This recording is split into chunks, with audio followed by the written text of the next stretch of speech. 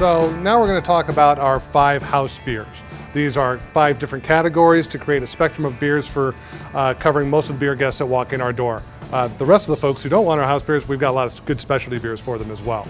So the styles are, we have a light beer, we have a malty or balanced beer, we have a hoppy beer, and then we have 2 beer styles that rotate. One is our specialty wheat beer, which will constantly be a different wheat beer throughout the year, take care of the wheat people. And then our specialty dark rotates throughout the years for all the folks who like the black beer.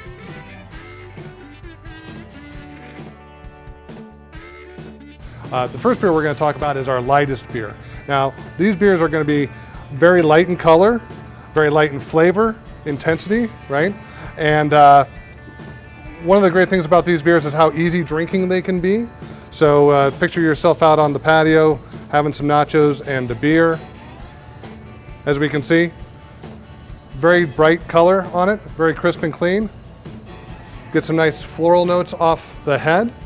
The typical beers we'll see might be a Kolsch, blonde ale, golden ales. They really fit these style categories also, and sometimes we'll see light lagers come through on this line, which are really traditional flavor for people in terms of those great light beers. So, props to you on that one.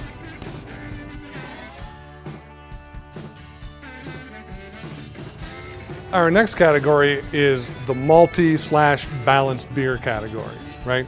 So what we're going to notice about this is a step up in flavor intensity and color. And so generally the flavors that are featured in these beers do center around malt flavors like caramel or toffee. Maybe sometimes a slightly roasted character comes out in these beers. But there's generally also a nice balancing hop bitterness or other hop character that kind of brings the beer all around together. So as you can see, a nice kind of ruby red to garnet colored beer, very pretty to drink. As I said, it's a good transition beer for folks up from the lighter flavored beers.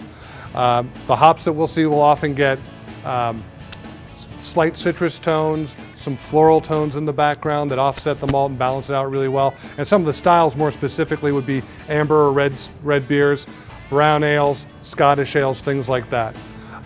So again, remember, malty beer is a great transition up from the lighter flavored beers.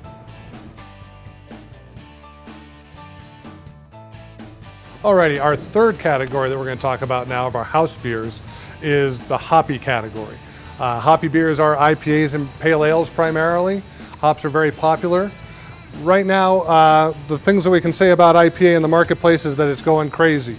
Why, people say? Because it's a bitter beer. The bitter character of beer comes from hops. Well, that's true, but as we've discussed with the malty or balanced category, hops really balance out the malt character in our beers.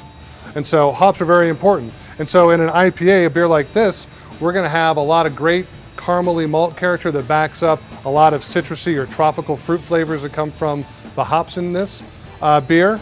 And people are really enjoying those fruit-forward flavors, the way that we're using hops today. Years and years ago, is pretty much for the bittering character. Now, we're leaning a lot on it for these great tropical fruit, citrusy, passion fruity kind of flavors. So bitter beer is not a concern here because we've got great IPAs that show off the best characteristics of the hops that we use.